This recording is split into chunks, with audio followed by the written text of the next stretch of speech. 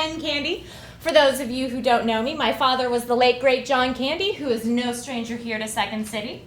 Now, tonight's guest I'm very excited about.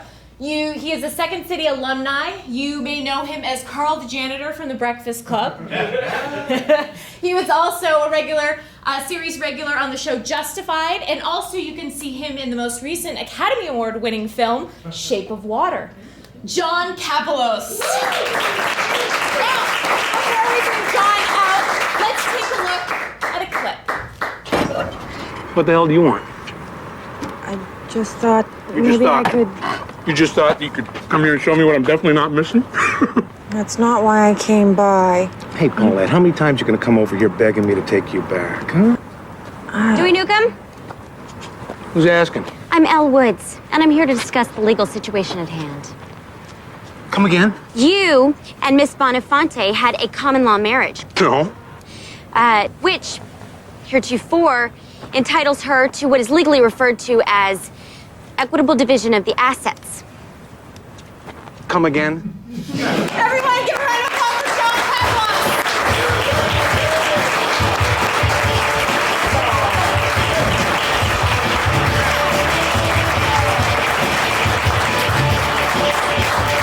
Thank you so much, John, for coming out. Thank you. Excited. Now, I asked all my guests what their favorite candy is, and you said... Peanut butter and chocolate. Which is essentially Reese's Peanut Butter Yeah. Cup. Which I love, so I have those for you. It's a real problem. So I'm sorry to have your problem sitting right in front of you. Yeah, get comfortable with the I'm cushion, the pillows, whatever. Now, you also said, obviously, because you are of Greek descent, that you said you love Greek desserts. What is your favorite Greek dessert? Well, I don't know whether it's actually Greek, but my mother made this risogalo, which is a rice pudding, which I guess is ubiquitous. I mean, it's in a lot of cultures. Okay. But, and then also, melon macaroni and, pasticcio. I mean, not pasticcio, but that's the main course. But we could eat it as dessert anyway. Whatever With sugar on it. It's all good. It's all good. Anything with sugar is quite delicious. Except don't eat the clove in the middle of the oh no, that would be whatever, the sugar cookie. Exactly, that would not be good. So, John, did you always want to be an actor? Yeah. Yeah. What age were you at when that? My father said, well, very early on. I was the youngest, so I probably made fun of a lot of people, and there were lots of people to make fun of. There was a whole gallery of folks, and you were the youngest of how many? My youngest of three, but also the youngest of my cousins. There were four cousins, and sort of the youngest of this whole line. And my parents were much older parents. My mother was, I think, 40 or 41 when she had me, or maybe late 30s, which was old in that time. And my father was, I think, much older. So, they met before the war, and then did the thing after the war. And then I was kind of the love child. A mistake. The oops. But the happy oops. Yeah, I guess, yeah. So you always knew as a kid that you wanted to be an actor. Did you do plays in high school or grade school or anything like that? Yeah, I just, my folks were kind of straight and conservative, and they didn't want me to do that. There was a theater community in our hometown. And Victor Garber, I remember as a kid who was older, his father had a formal rental company. My dad had a clothing store, so they did business together. Okay. And his mom had a TV show, At Home with Hope, on local TV, and she was very elegant. She kind of looked like Kim Novak, like that, Dorothy Provine or something. Right. And she had this TV show, and they were kind of like show busy. And Victor was my brother's age, about 5-6 years older than me, and he would do little theater in London, and he did the Showboat, and he did the Wells Fargo Wagon and Music Man and all that stuff, and I was so envious. They lived a couple blocks away, and I always asked my parents, "Can I, maybe do that?" No, that's we don't do that. We don't do that. And the Greeks have a word, theatrini, which means buggerer and whatever.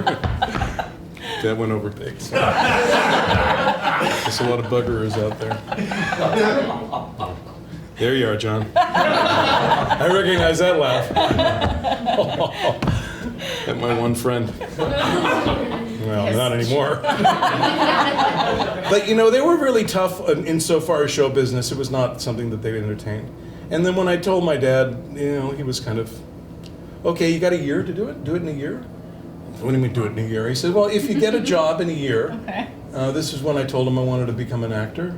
And he said, try it out, and if it works, if you get a job within a year and keep it, then don't become a waiter, don't become a bartender, become an actor. And then if not, we'll go back to school. And I thought that was a pretty good bargain. That is a good bargain. And So what was that first job? Did that job... my first job was Second City. Well, I was just going to say, Yeah. how'd you find your way to Second City? Well, I mean, between my dad and your dad, they were kind of, and I'm not being coy when I say this, they were sort of two big, my father was really helpful insofar as he, I think, struck a good deal. He said, don't become a waiter, and I was the world's worst waiter. I did a job in Toronto, I was fucking horrible at it. And it really, then it sort of fell together, I mean, the whole Second City thing. It's a long story. It's a long story. We got time, right? We got time. We're good. We got plenty of time. So you were obviously in... I was in Toronto. Toronto, because you're born in London, Ontario. Right. So you went to the Second City in Toronto. Right, and I was supposed to graduate university in '78, and I dropped out. And I got a job in an oil rig in Alberta. Okay. And unfortunately, I got the job through my father, who knew the vice president of the company, through our member of parliament. So when I got to the gig, everybody fucking hated me. Oh. Because they called me university and they threw tools at me. So that lasted about a month and a half. And it was the worst thing, the worst thing I've ever experienced in my life. And I almost lost my arm one day working as a roughneck in the Arctic Circle for Mobil Oil. Oh, wow. And then I asked them to send me back to Rocky Mountain House, which was in Alberta. This is probably too much information. No, I love it. Then I hitchhiked through the Rocky Mountains, and I worked in a record store for 6 months, and I started doing all these films at UBC. This is before the film wave hit Vancouver, so Vancouver was just this outpost.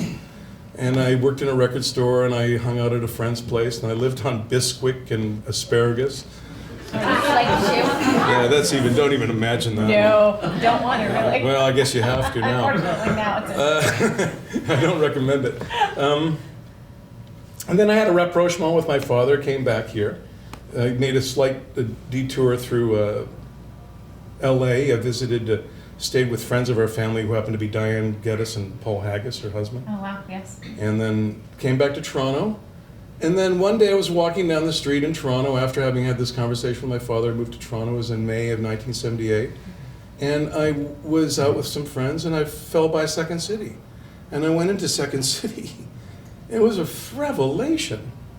And first of all, your dad was there. Right. He was in the back, and they were doing the show. So I came in for the last part of the show, and then everybody was at the back of the fire hall, and then there was John and Catherine. And so they were shooting SCTV, or they were writing SCTV. It was the beginning of the summer. Right.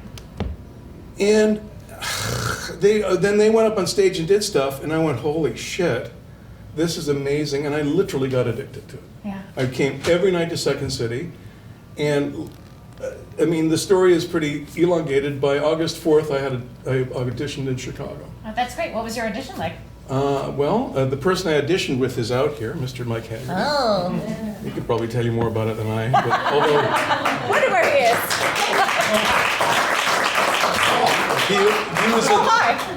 he was at the Earl of Old Town across the street having lunch after having a workshop or something. And Del Close pulled him out and said, listen, we got this kid from Canada. It's a longer story than that, but I showed up 4 days before. I met Bernie when I was an extra on SCTV, and I was dressed as an Arab. Oh, gosh. And I was taking the water away from your dad in this Bob Hope Open Desert Golf Classic with Yasser Arafat. And I was the Arab that took the water away, and the Bernie Solins was standing there, and so we said, that's a producer from Chicago. And all the workshop people in Toronto were there, and I went up to him and I said, Mr. Solins, I'd like to audition for Second City Chicago. And all the workshop people went, can you believe it? Can you believe him? You know?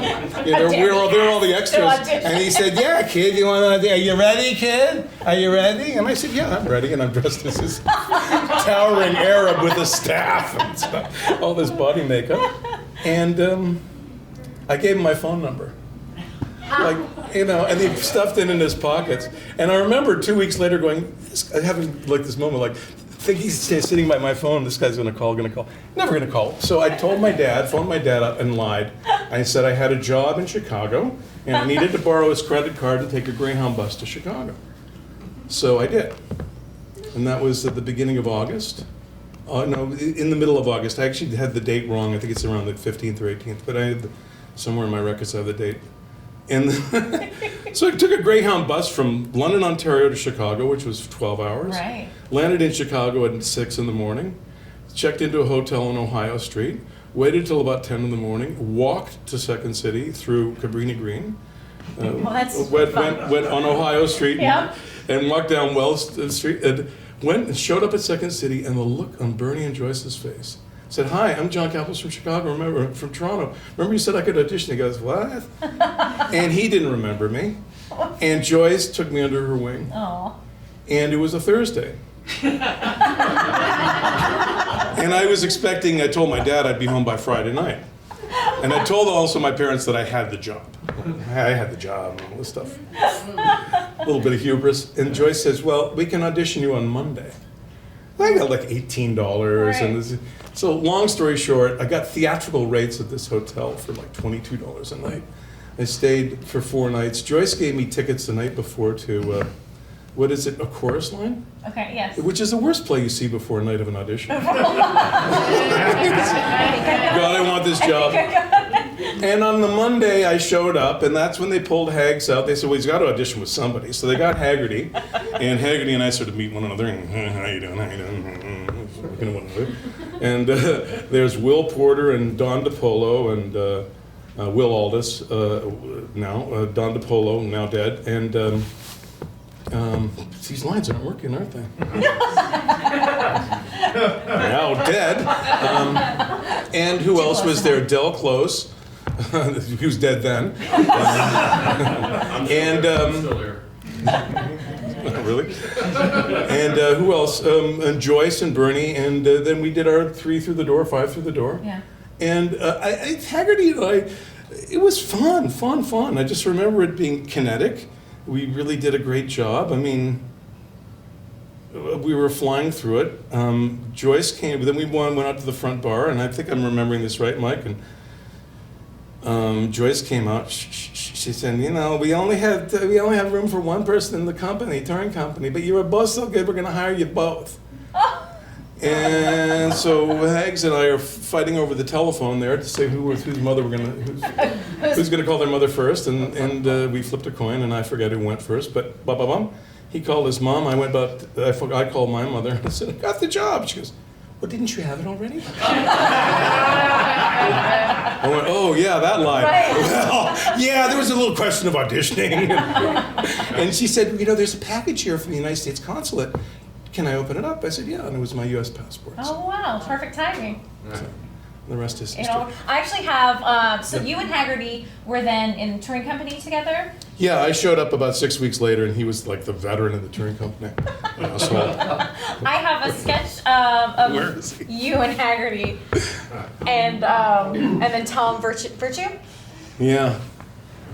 It's so boring, it's so lonesome, it's so lonesome, it's so boring, so ghastly lonesome, it's so lonesome, boring on the range. You get to feeling really strange, it seems like nothing ever changes. It's so boring, it's so lonesome on the range. It really sucks.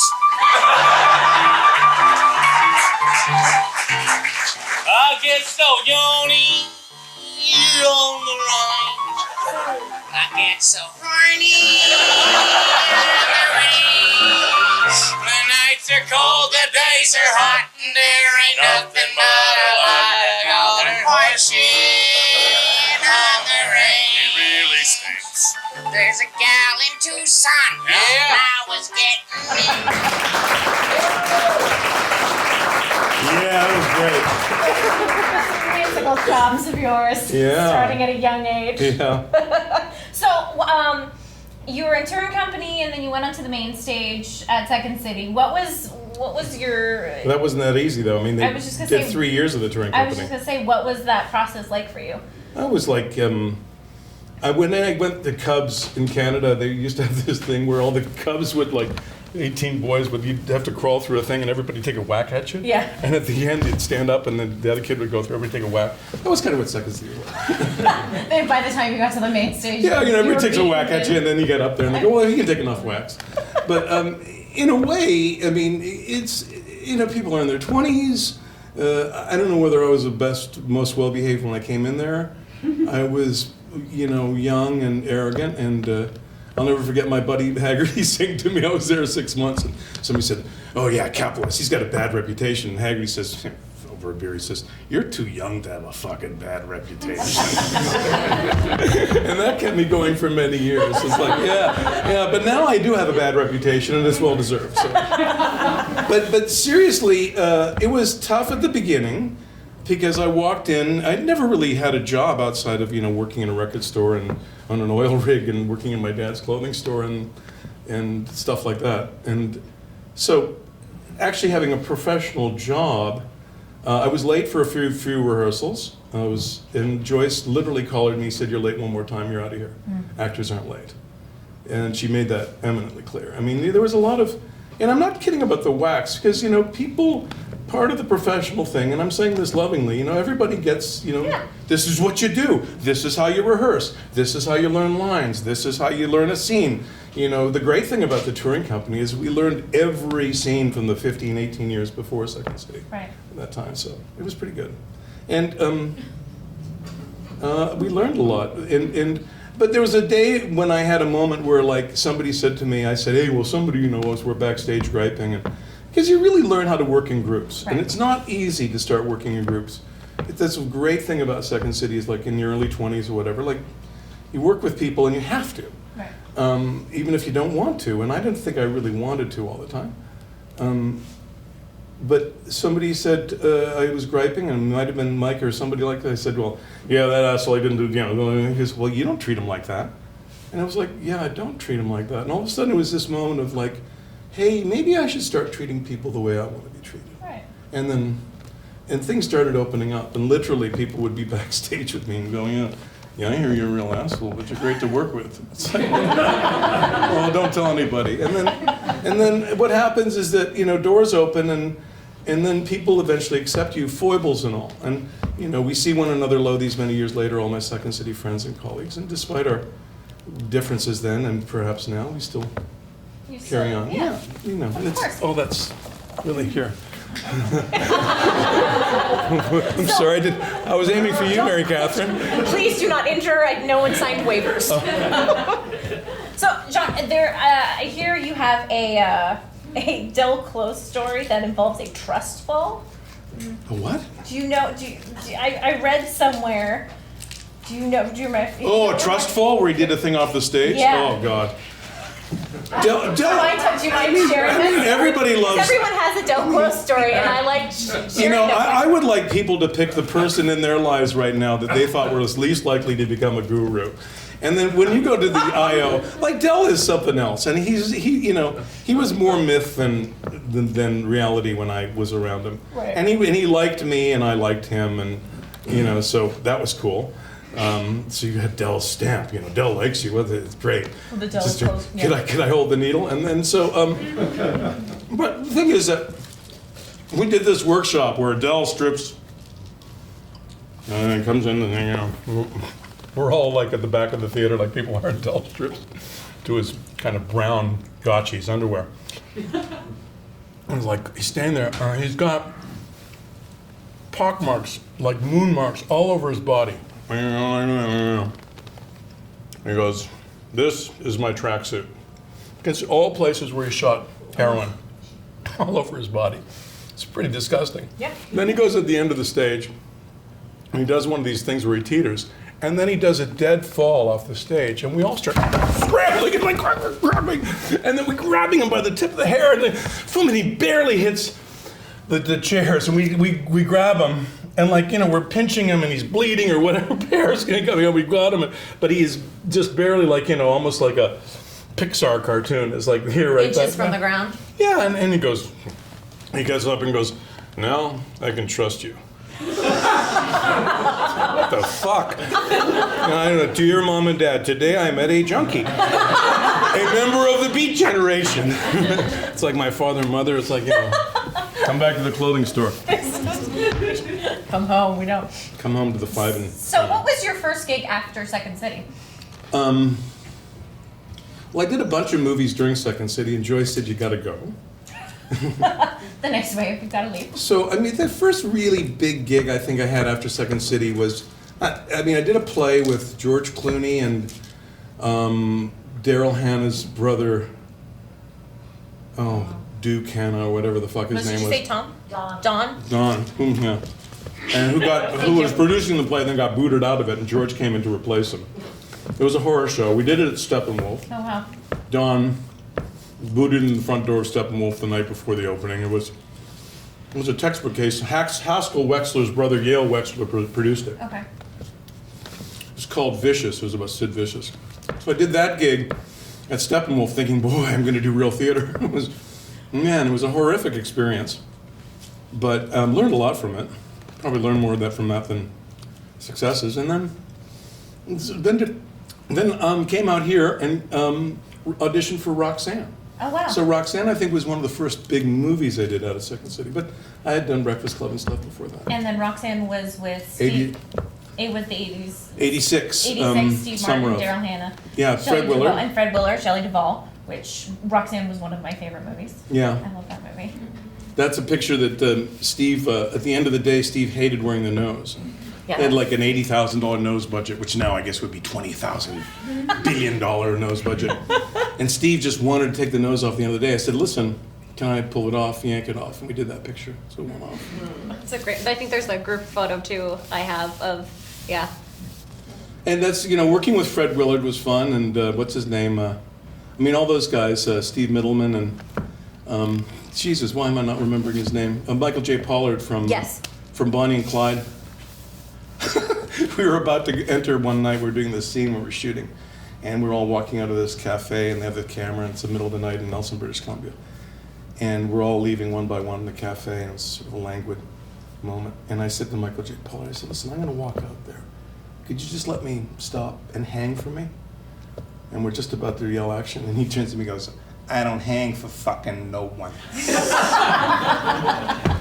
And the whole cast heard that. And that became the mantra. Everybody, yeah, nobody hangs for fucking no one, especially for you. So, it's the last time I'll ask an actor to do me a favor. Yeah, no.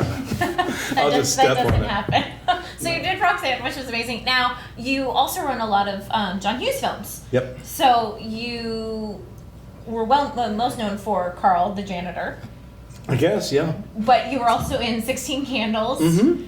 And you also, if I'm correct, were in, I was in Weird Science. Weird Science. And I was in Ferris Bueller. Ferris Bueller. So how did that connection? But Ferris Bueller was cut out of. You were, oh man. Were you, I think the Russian, well, it happens. There's a Russian cab driver downtown, and this whole sequence, and I don't know why it didn't work. Look, it's what we have in common. I was cut out of all of John Hughes' films too, as well. So I have a great reel of all my films that I was in, but I never. John was pretty passive aggressive about stuff, and then you were gone. Yeah, So. you were gone.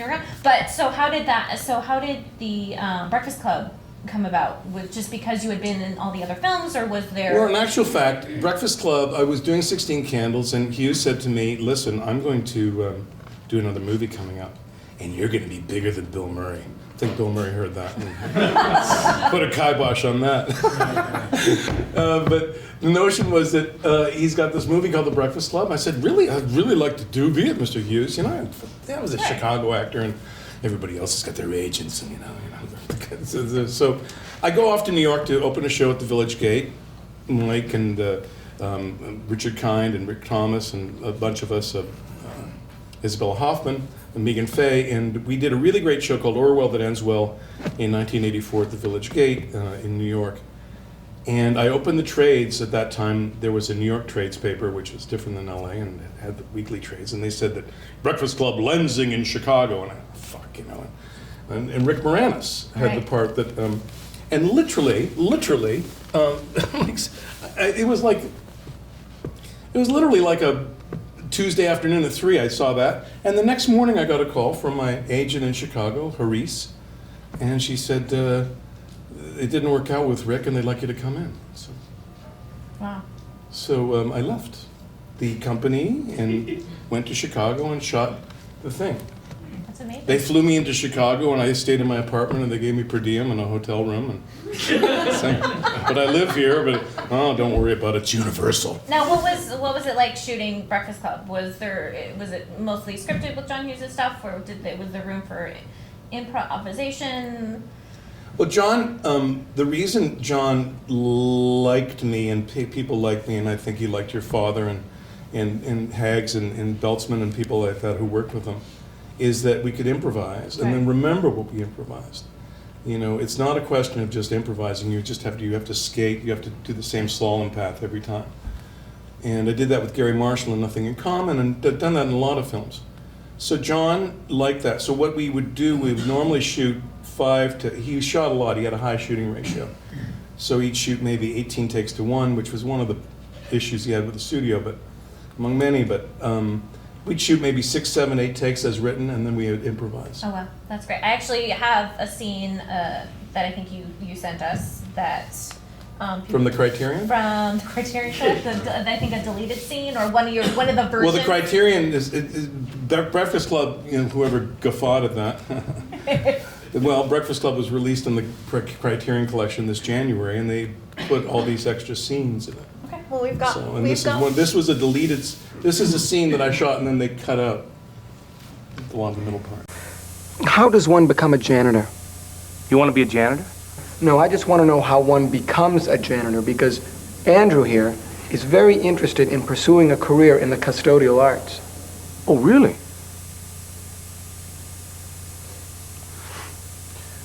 Well, you go out with a bride named Maria Pagliani, spend your senior year in the backseat of her dad's Buick Electra, humping your ass off, thinking you got life cooked.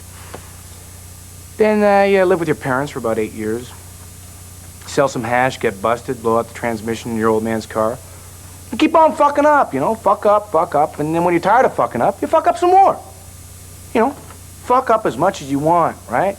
Then when you stop doing that, fucking up, come here, you fill out an application with Don McKinley down in personnel, and you'll be ranking in $11.74 an hour in no time. There's a lot of that. Yeah, too bad it didn't make it into the movie. But then again, you see, it wasn't part of the movie. But there's so many takes that are great.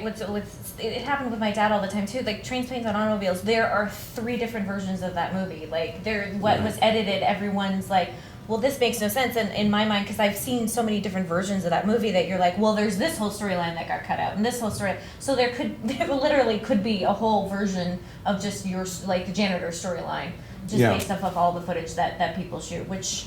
Well, the movie, as it came down to be, is what it is. Right.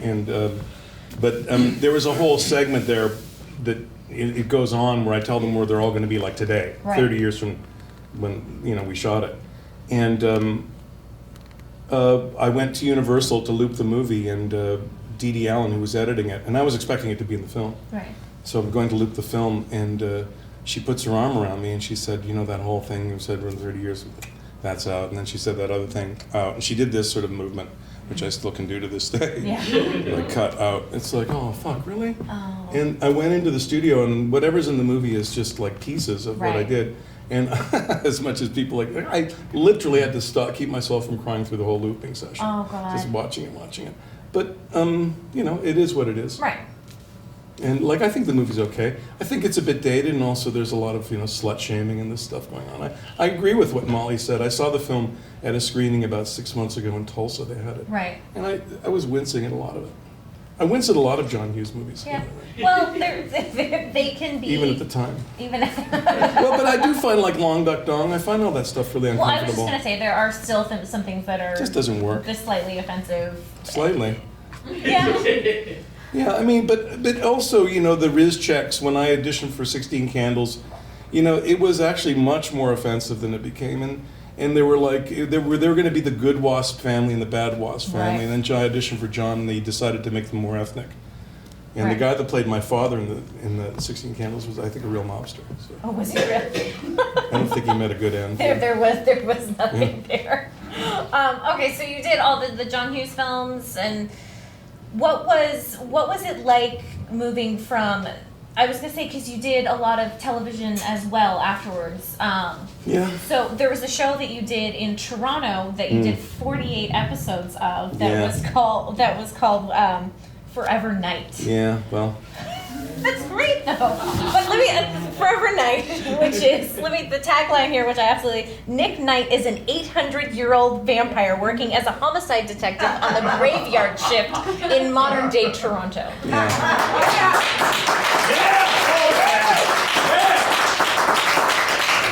Bobby and Miata. What was that experience like? Well, I just have to say at this moment at juncture, because you haven't asked me directly about your dad. Oh no, I'm getting there. But one of the things your father said to me, and I'm not kidding you, and he said, he's along with what my dad says, get a job. And your dad, I said, John, when you see actors on TV saying, they turn down this and that, he goes, it's bullshit. He said, do everything. Do everything. So that Forever Night was part of my do everything policy. Well, you said, I haven't asked you directly. But you have to do everything, I think. No, you do have to. I think it's important to do everything. How is it that my dad? That's why I'm doing nothing now. Gotta keep doing everything. How is it that my dad influenced you? Well, your dad was great because when I started taking the workshops in that 6-month period, 5-month period, he was very, very kind, very generous. He was Toronto Johnny. I mean, I wouldn't purport to say I knew John Candy really well, but we'd see him on the street with his car, and he was always quick with a smile and all that. But also, we asked him to do these workshops for us. Right. So we rented a space, a bunch of us, and he came in for like 4 or 5 Saturdays, and that was my comedy sort of training. People talk about legends. You talk about Del Close, and when you're supposed to meet Del, he's a legend. But at the time, you don't know the people that you know are so important. And, John was really, really important. And what people don't talk about your dad a lot, and what I remember him being, was a really good teacher. Really, really funny. But what he taught you was the possibilities. He could make anything funny, right? Mm-hmm. But not just because he was inherently funny, but because he understood, well, he was inherently funny, but he also had the key to it. He sort of knew the thing. But he also said, do everything. I remember he did The Silent Partner at the time, this Christopher Plummer movie. It was around that time. And he was doing stuff that wasn't drama. I mean, that wasn't comedy. Right, It was drama. I mean, he was really toying it with it, playing with it. Well, his very first film he ever did was called Clown Murders. Yeah, I remember that. And he hated it because it scared him so much in the beginning because it was just a very dark, and it was one of those movies he was just like, I don't like doing it. But he did it, and you have to do everything. So you're saying Silent Partner? No, it was Silent Partner, but I mean, no, I'm just thinking that John was, John was incredibly, incredibly generous and a great teacher. And then at the end of the workshops, of course he wouldn't take our money. We all cobbled together $20 a piece and, see here, John. I said, kidding? He wouldn't take our money. And, I've been thinking about him a lot because he's really, I think, a person that it would have been nice to have seen him work more and live longer, naturally, but I think he's also a person that I think really exemplified a lot of the good things at Second City. Yes. I agree with that. Because everyone has their stories about Second City. A lot of them are similar, but then everyone has some people have a bad experience with Second City, leaving Second City, and some people have a good experience. So it's kind of nice to hear all sides of everything. But I think my dad had a perfect blend of both. He definitely had his frustrations, like everyone did with Second City, but at the end he loved that place and the people that he met there, and he learned a lot, and he was able to move forward in his career and take from what he learned there and put it in his movies that he created and the characters that he created. Very much like what I think everyone does that comes out of Second City. Yeah, I mean, I think that John Hughes, Planes, Trains, and Uncle Buck, I think are, Yeah. The spot on. The quintessential yeah. movies. Now, you love acting, but you also love music as well. I do. So how did you get into music? Is it something that you, as a child, you love singing and you just? Well, yeah, I guess. My parents made me take piano. So I took piano for 8 years. And when I say made me, they were like, this is going to be good for you, you're going to like it. It's like, and I would play the piano, and my mother would be in the kitchen, and I'd be doing scales, and da-da-da-da-da-da-da, and then I'd sort of do a different chromatic thing. And she'd be washing the dishes going, you're improvising. That was then I remember telling him years later, I make a damn good living improvising, but she was, they really, my parents really believed in these, in higher things like that. Right. And music was really, really important. So yeah, took 8 years of piano, but I had a friend in high school and who was a great guitar player. And when I saw how good he was, I realized that A, I couldn't be that good, and B, I didn't have the chops or dedication to it. And then I started doing theater, and then I realized I think that's what I wanted to do. But I didn't want to do musical theater. Right. I did plays and stuff, and So. But musical theater. Was not your thing. No, but that's why Second City is so much fun, because you can sort of, You do can music. sing if you need to, and And you can, and that's why, what I'm trying to do musically is, a little bit in that vein. So right now you have a project that's your baby right now. Yeah, I guess it's like my vanity project. Your vanity project. No, my one-man record show. Which is called Too Hip for the Room. Correct. I actually have. I want to show the little promo for it. Yeah, okay, sure. Let's look at the promo. This is my nephew's idea. Oh, Do Tell Records, in association with Carpuzzi International, presents Too Hip for the Room. Too Hip for the Room is a collection of 13 humorous And a few not so humorous jazz songs from John Kapelos. On Too Hip for the Room, you'll hear songs like I Wish I Was Married to Your Wife. I wish I was married to your wife. And Inimitable Spin. with your inimitable spin. And Noel Coward's cautionary tale, specially spruced up for this album. Don't put your daughter on the stage, Mrs. Worthington. Don't put your daughter on the stage, Mrs. Worthington. Don't put your daughter on the stage. I love the titles. Did you write everything, No. or is this so? I curated the album. Tell us about the inspiration where this came from. I mean, I've done 2 albums before this, both of them fantastic flops, and but I love doing them. And this one, I figured, well, what I have to do is I have to support it with a tour, like Steely Dan and. So I'm going to go out on an 80 city tour, but I don't like, and I hate. Fred Cass was a huge influence on a lot of us at Second City, and particularly Second City Chicago, which I think Second City Toronto did not have the musical sort of No, Fred lineage. Cass is the musical god of Second City in Chicago. Then we had Ruby after, and Right. And then whatever is going on now.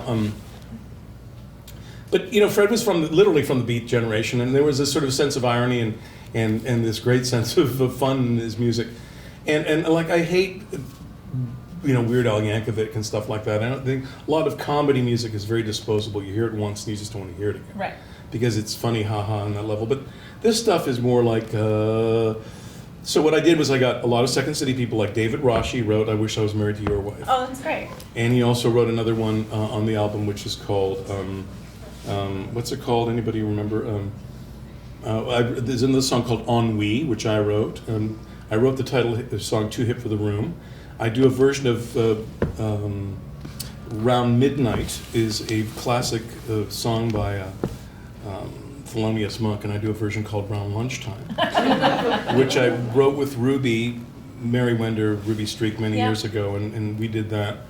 And then I did a thing with Ira Miller. We wrote a song called "My Baby Loves Low Fat," and so there's a lot of stuff with Second City people. Nate Herman wrote a song called "My Goodness." And there's another David Rashi song in there too. My Baby shit. Well, you're just going to have to buy the album. Well, the album is going to come out. I was going to announce it to the world, and it's going to come out on October 2nd. And I'm going to be doing some performances at Vitello's. Oh, great. And I'm going to be doing it with a big band. And that'll be fabulous. We'll probably doing it either the weekend after that. And we're going to be giving out these little things. Yeah, if you want to come, and I'll give you a free download and all that shit. Oh, that'd be fabulous. That So, stuff. yeah. So, wait, on the flyer, does it say when you're going to be singing at Vitello's? No, or we can don't, they go but to what you can their do is website? you can email me, Okay. and what I'll do is I'll send you a free track, and then I'll put you on my mailing list. Ooh. And then I'll let you know about the Vitello's gig. But I really like singing and performing, and I'm no Marty Short, but there we go. I'm excited. Marty's good. Marty funny. Is good, but this stuff is also pretty funny. Like from what I've heard so far, and just a sampling of what you've sent me already, I'm Cool. excited. I will definitely come check it out at Patel's and all that. Good. But we're coming to the end of our show. Oh, really? I'm sorry. Oh, God. No, I know. I talked too much? No, we've talked plenty, which is fabulous. But I like to do a little thing called Candy Connection. It's just kind of like the 6 degrees of Kevin Bacon, but with my dad, John Candy. So I kind of will get to 6 degrees somehow. So I'm going to start off with John, you were at Second City, and my dad, John Candy, was at Second City. Therefore, we have 6 degrees. No, that's only 1 degree, really. And that's It's not even a degree, right? That's not even It's a semi-degree. Okay, great. I think I can do this. John, you were in Dr. Detroit with Dan Aykroyd, who was in Second City with John Candy. There we go, 6 degrees. No, that's only 2 degrees, Jen. It is. That's only Hold 2. on. I can get us to 6. Good. I can do this. This is my bad. Okay, I got this one. John, you were in Nothing in Common with Tom Hanks. Tom Hanks was in Forrest Gump with Sally Field. Sally Field was in Smokey and the Bandits with Burt Reynolds. Burt Reynolds was married to Lonnie Anderson, who was in WKRP in Cincinnati, and also 3 Ninjas, High Noon at Mega Mountain with Hulk Hogan. Hulk Hogan was in Rocky 3 with Sylvester Stallone. Sylvester Stallone directed Rocky 2. Another director is Steven Spielberg, who directed Jurassic Park with Jeff Goldblum. Another actor named Jeff is Jeff Bridges, who is in The Big Lebowski with John Goodman. John Goodman hosted Saturday Night Live. Another host of Saturday Night Live was John Candy, therefore giving us the 6 groups.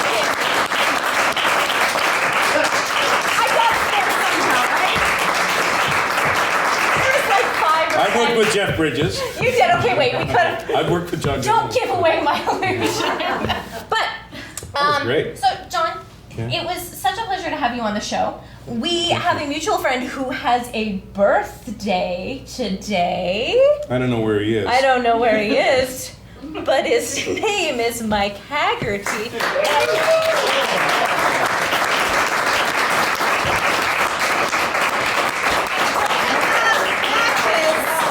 You don't have any matches? Please help me sing Happy Birthday. Happy birthday to you. Thank you. Happy birthday to you. Happy birthday, dear Michael. Happy birthday to you. How old are you? How old?